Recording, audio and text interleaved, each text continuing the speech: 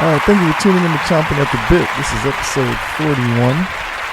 So in this episode, we're going to take a look at the rest of Week 9. We know it started on Thursday with Green Bay, San Francisco. But I'm going to go ahead and give you the top 5 matchups to watch, which will include, of course, the games today and the one tomorrow.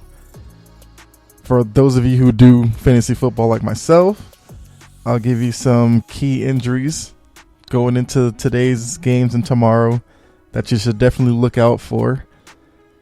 At the end of the show, I will obviously give you my Week 9 picks. Hoping to give you some winners this week. I know last week was rough where I went 2-4, but hoping to do much better this week for you guys. But to start the show off, I do want to talk about some NFL news that did come across late yesterday and was reported earlier this morning. Pete Carroll signed an extension with the Seahawks. So, shout out to him. And an interesting thing that a lot of you may not have known, he's actually the oldest coach in the league. So with this extension, he's probably going to finish up his coaching career, at least in the NFL, because you never know. Maybe he goes back to college or something. But he's going to finish up with the Seahawks. I actually did not think he would last this long, because when he first came into the NFL, he coached for the Patriots right after Parcells left, so he had big shoes to fill. He did okay for, I think he was there for 3 years. He was your 9-7, 10-6, 8-8 type coach. Went back to college to USC and then came back into the NFL with Seattle. I always thought that he was a guy who was going to probably do better in college than the NFL because, he's one of those raw coaches, and a lot of times that doesn't play well in the NFL for whatever reason. But he has seemed to make it work in Seattle, and I do think a big reason for that is that Russell Wilson and Russell Wilson's personality kind of fits Pete Carroll's personality perfectly. Most people look at Russell Wilson, they say he's kind of a corny guy. If you hear him talk after most games, he does interviews, he's always, that Go Hawks guy, or, he's kind of what Pete Carroll is, except at the quarterback position.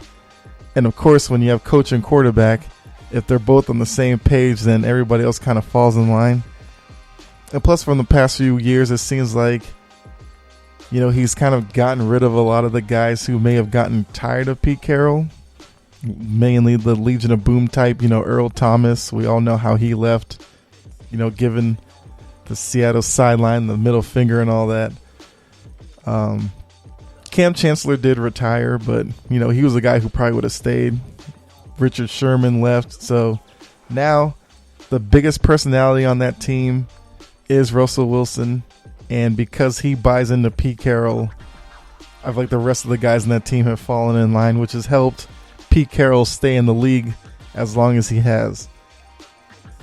But he's definitely proved me wrong, because like I said, I thought he was destined to be a college coach. But, he's won a Super Bowl with Russell Wilson. Could have very easily have won another one or two. And they're in position this year where they could make another run at it. So, good for Pete Carroll. And, hopefully he can probably get another ring out there, which would help solidify his coaching status. Because right now, with just the one, I do think he is thought of as a top coach in the NFL today, but he might be lower on the list than he probably deserves to be. And I think definitely a second ring will help him out in that aspect a lot. Then also, I guess another quick bit of news. Looks like all the games again this week will go ahead and be played their scheduled time. No major issues. The biggest issue coming into the week was actually affecting the Thursday night game, and they went ahead and played that one anyway. So the rest of the schedule is good to go. And that's another win for the NFL. They still have had COVID cases pop up here and there, but nothing to the extent of moving games around again or even canceling games. So good for them. But with all that news out of the way, we'll go ahead and get to the action on the field. And like I said, we're going to go ahead and give you the top 5 games to watch. Once again, it's a packed schedule, and there's a lot of good games on the schedule. But I'm going to give you the 5 that I'm going to be watching, and I think the storyline is there for you to give these games a watch as well. For me, number 5, I have the Bears at the Titans. What makes this game interesting to me is, both teams come in. The Bears come in at 5-3. The Titans are 5-2. Titans are tied with the Colts for the AFC South. The Bears are a game behind Green Bay. But both of these teams kind of seem like they are on the downward trend after starting off the season with a lot of optimism. The Bears have their issues with quarterback now again. They had Trubisky, moved on from him. They went to Foles. Foles was good for a little bit. Now Foles has been struggling. They actually went back to Trubisky for a little bit last game. Trubisky got hurt, and now it's going to be Foles solely this week. But, he has to start playing well because, they're 5-3, but if they want to keep pace with Green Bay, they got to win this game. Also, in terms of the playoff race, there's a lot of teams right there behind them that could make the jump over them. So, it's a big game for them, whether it's playoff seeding or wanting to unseat the Packers as the division leader.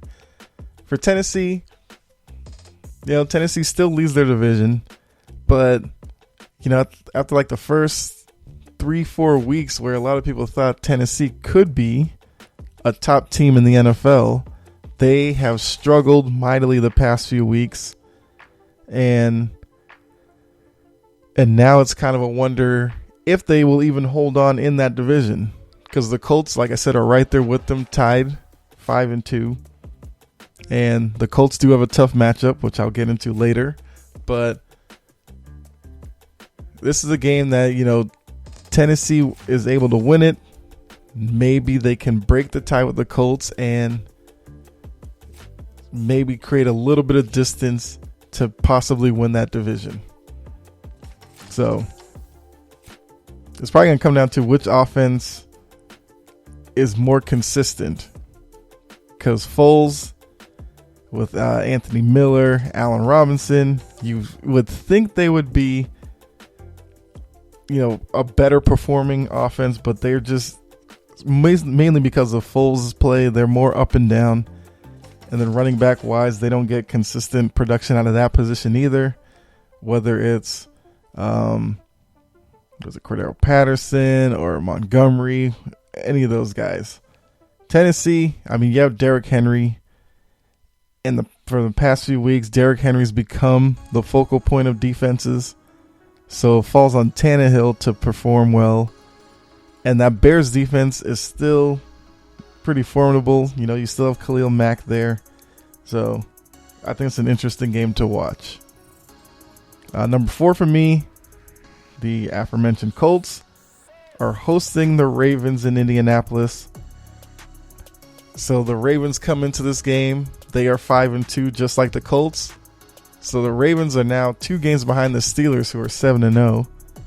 So the Ravens don't want to fall too far behind if they want to still win the division.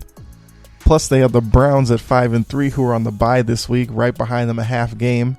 So if they were to lose this, they fall into a tie with Cleveland. Colts, like I just said for Tennessee, have a shot at taking the division lead this week.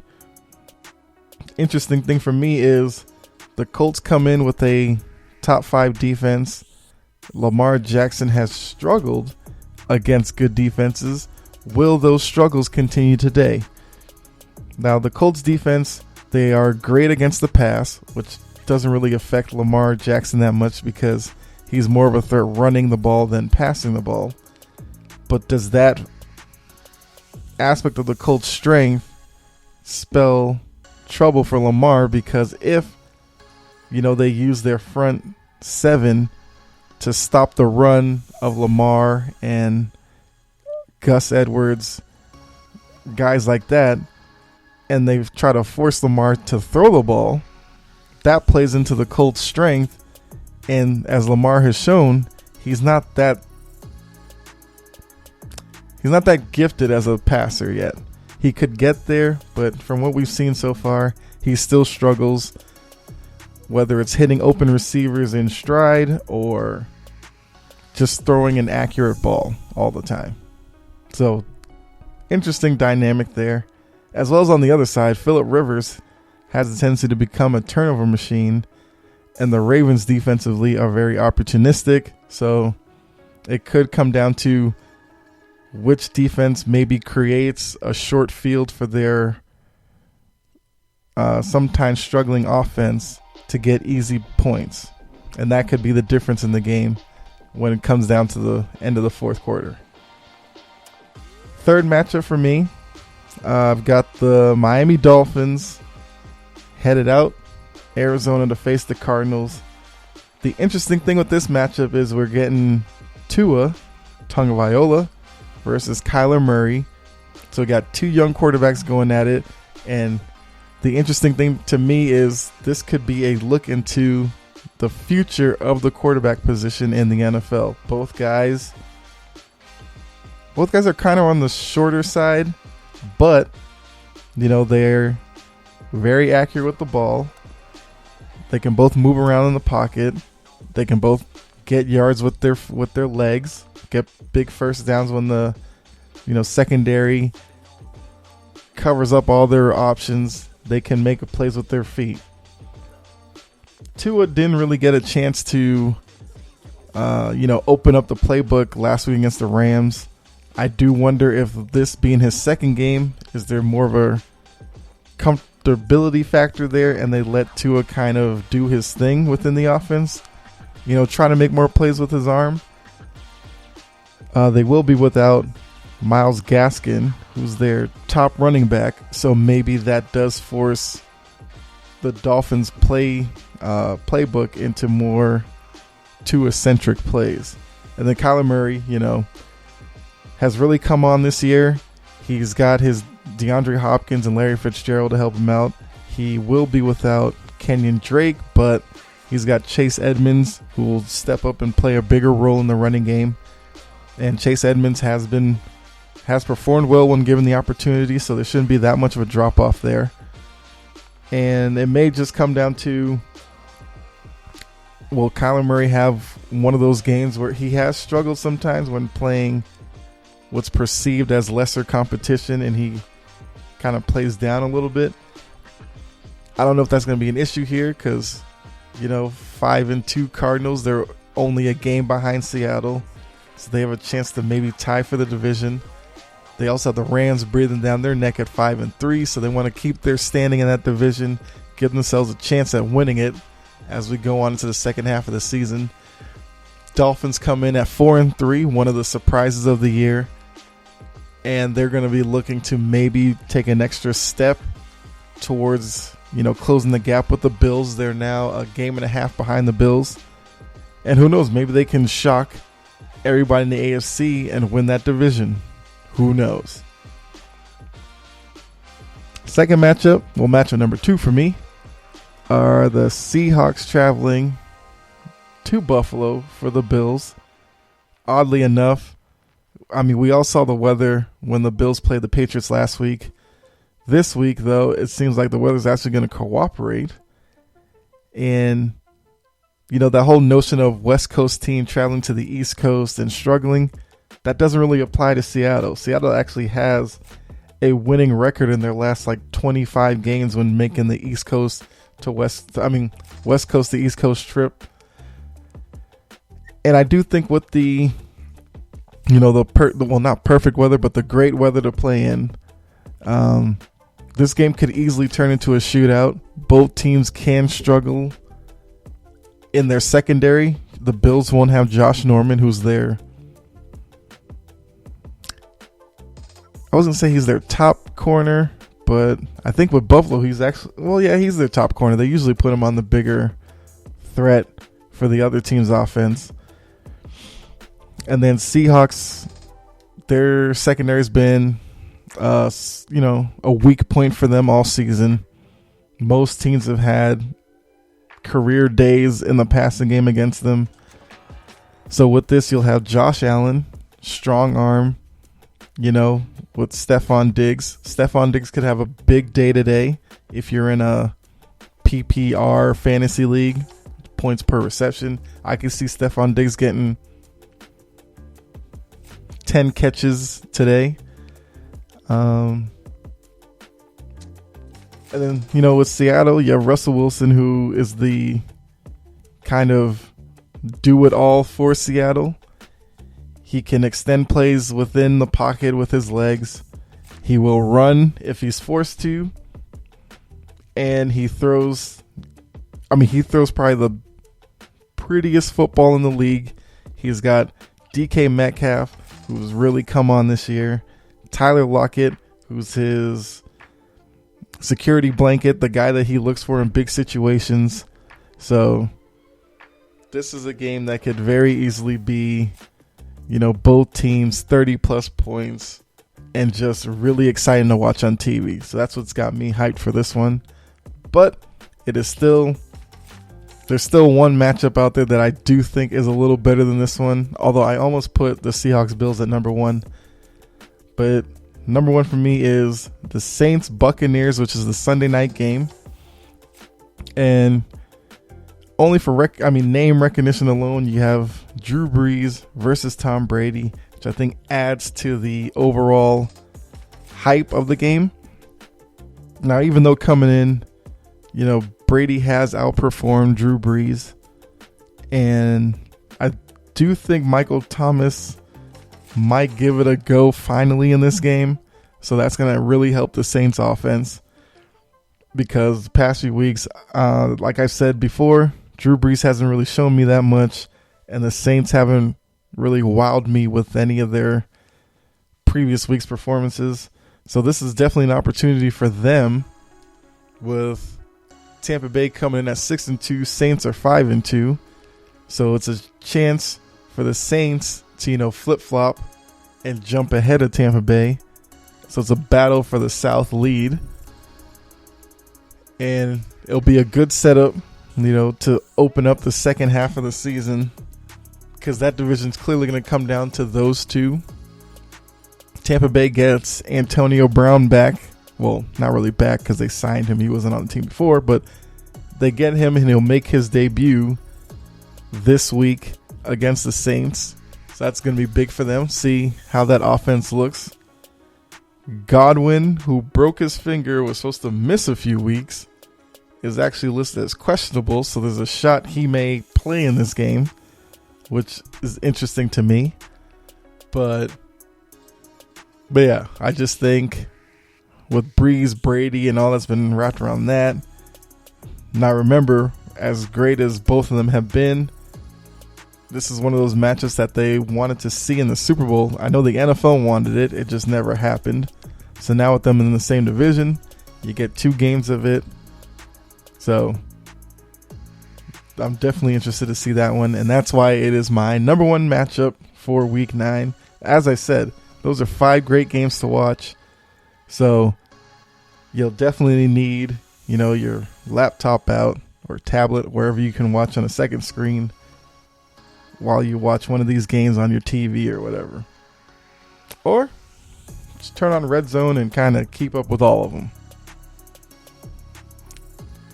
And then with that, I guess kind of leading from the matchups there are some key injuries going into this week, which could affect the outcome of some of these games. Well, not just the matches I brought up, but other games on the Sunday slate. So big injury, Calvin Ridley, who was out, and Atlanta plays Denver today. So expect, Russell Gage to become a bigger part of the offense. And it does help Denver, because now they'll probably focus even more on Julio Jones, try to take him out. and force Matt Ryan to throw to Russell Gage, Hayden Hurst. Maybe they use Gurley a little more in the running game. We'll have to see. Kenny Golladay, he's also out. He's been a big target for Matt Stafford.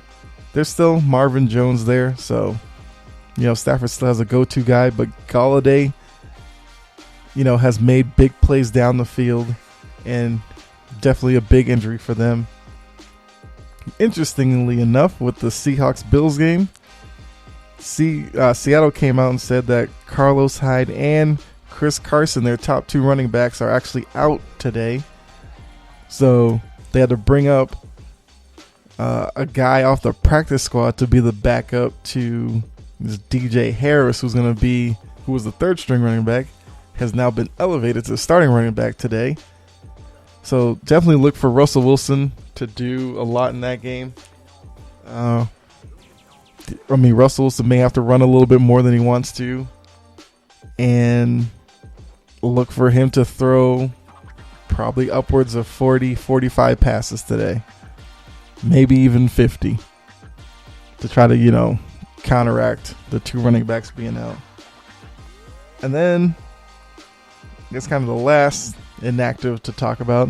Andy Dalton is out again, which kind of makes sense. He had the concussion issues. He's listed with an illness. But the interesting is, Ben DiNucci, who started last week, has been benched.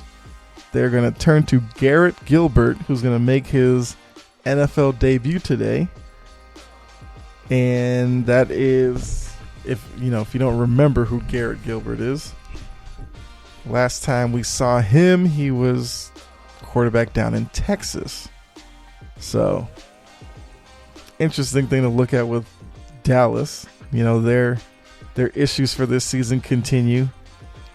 And now you're going to throw in a guy with all that's going on around the Cowboys this year. They're going to, bring out Garrett Gilbert. And Dallas plays Pittsburgh today. Pittsburgh, 7-0 team, has a pretty aggressive defense. I wonder how Garrett Gilbert's going to look against that. Don't be shocked if you see DiNucci make an appearance again in this game. So those are the key inactives for Week 9. If you have your fantasy lineups, hopefully you knew about this before. If not, hopefully you have some time to make some adjustments. But then with that, we're going to go ahead and lead into the Week 9 picks. So, once again, for those of you who are new, I do Thursday Night Football. I do the Falcons game. I'm in the Atlanta area. I do the Patriots game. Originally from Boston. Still a big Patriots fan. Sunday night, Monday night, and then I kind of just pick a wild card game, which gives me 6. I always do 6 a week. So this week I did do the Thursday night, which you'd have to go back to that one to hear the breakdown of all that. But I did pick Green Bay over San Francisco. Green Bay ended up blowing out San Francisco, so that's an early win. It's an early win for me.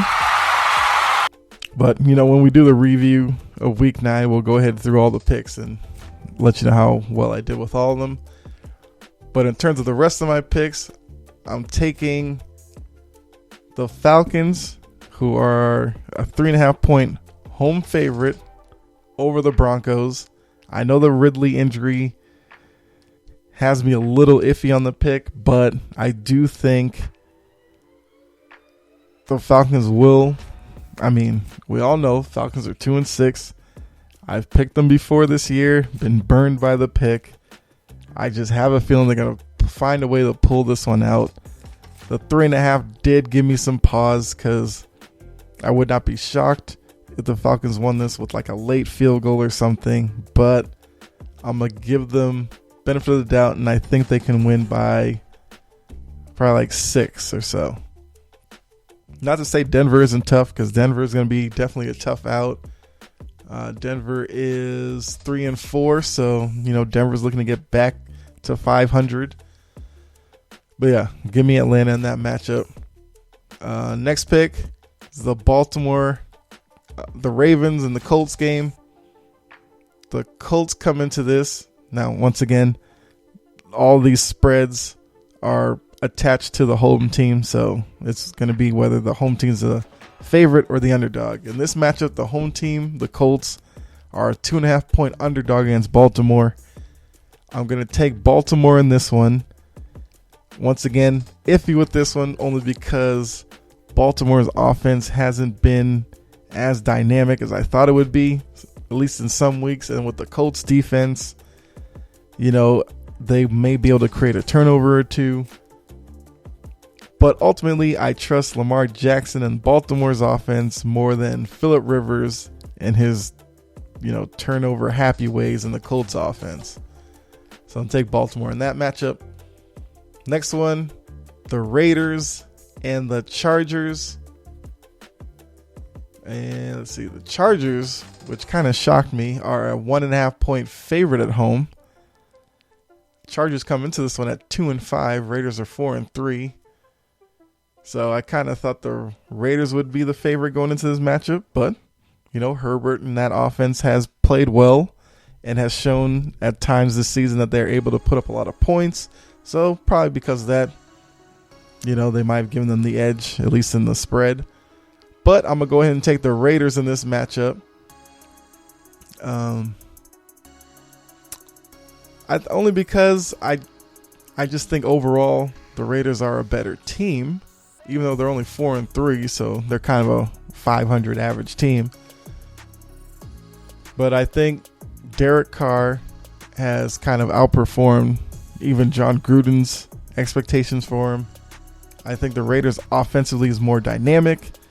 I know Josh Jacobs is questionable for the game, but I'm hoping he does play because he's a big part of their offense. He gets them going, helps Carr ease into games, and then they can kind of use their weapons on the outside with Waller, their tight end, Ruggs, Speedster on the outside.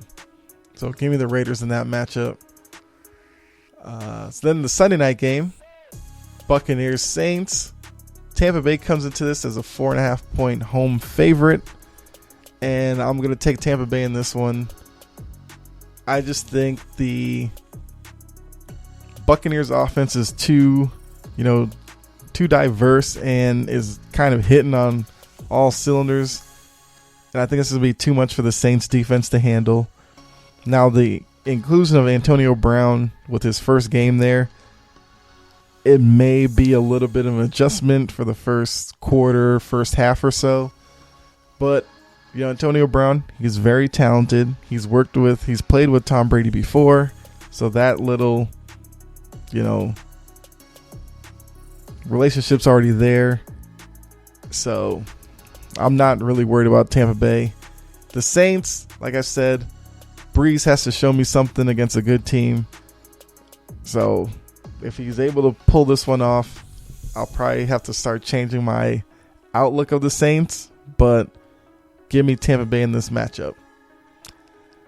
And then my sixth and final pick is the Monday night game. My Patriots versus the Jets. Patriots 2-5 have struggled all season, but the Jets are 0-8 and are the last winless team in the league. So the line on this one, the Jets are a 7.5 point underdog at home. That number did scare me because as bad as the Patriots have looked, and yes, as bad as the Jets are, I kind of wondered if the Patriots really deserve to be a 7.5 point favorite. But something tells me, I know I've said this for the past couple of weeks, like I said, it's probably the homer in me, but I do think that the Patriots get it done this week. I think they will look pretty good, only because the Jets are just that bad. The Patriots did have some good come out of that loss of Buffalo. Especially the second half. Cam Newton looked a little better. Damian Harris has been a revelation in the running game. So, he's probably going to be a big part of the offense going into Monday night. Defensively, I mean, the Patriots have their issues as well as the Jets do, but I just think the Patriots pull this one out, and I am gonna take them even with that 7.5 point line, which I still think is high. But I'm gonna trust that New England gets it done. Let's say I could see New England winning by 8. A game where the Jets have to go the length of the field, get 2-point conversion, they come up short. New England ends up winning by 8. Yeah, we'll go with that.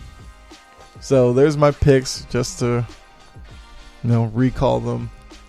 I had Green Bay over San Francisco, won that one. The rest of the picks, the Falcons over Denver, Baltimore to beat the Colts, Raiders to cover against the Chargers, Bucks to cover against the Saints, and Patriots cover against the Jets. Once again, I went 2-4 last week. It was a rough week last week. I'm now at 23-24 in the season. I am back under 500.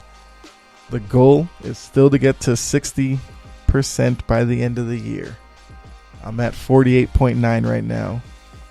But I got a feeling that this week's going to turn around.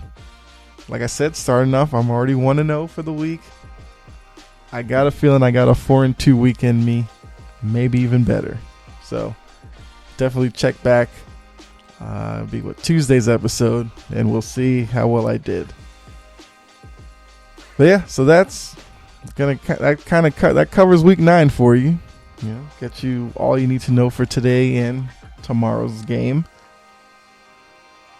So, looking ahead, previous episode I did do my Kyrie versus AI talk, and as we're getting into the NBA offseason, with the season going to start 3 days before Christmas, I will set aside a day each week and kind of do NBA talk. I want to do some more of these comparisons because I did have fun doing that one, and there's still the Jordan LeBron one, but there's some other ones that are interesting to me, and I'll definitely introduce those. Kind of let you know for the next one I might do is Russell Westbrook versus Derrick Rose, which I think is an interesting comparison that I actually have not heard. I don't think I've ever heard anybody do that, so I think I will go ahead and do that one next week. Well, this coming week. I'll probably save it for like Friday or so. Also, we'll take a look back at the college football weekend. Definitely a lot to talk about there. I'll probably do that on Monday's episode. But yeah, there's going to be another big week in sports and definitely a lot to talk about. So I do want to thank you for tuning in. You're new here. Hope you liked what you heard. You'll go back and listen to some previous episodes, as well as stick around for the episodes to come. So like, subscribe wherever you are listening to the episode, whatever podcast platform. Definitely subscribe to the show. Same for you who have heard a few episodes now. You can follow the show on Twitter at Chompin Podcast. If you want to interact with the show and give me some topics you want to hear me do, or if you just want to give me your opinion on stuff that I've talked about. And also, you can like the Facebook page. But like I said, subscribing wherever you are listening gives you best opportunity to hear the podcast as soon as I drop new episodes. So thanks again. Be safe out there. It's been a crazy week with all the election stuff, which is actually over for now. But, congratulations to Joe Biden and Kamala Harris. But yeah. So thanks for tuning in, and I'll definitely catch you on the next episode. All right.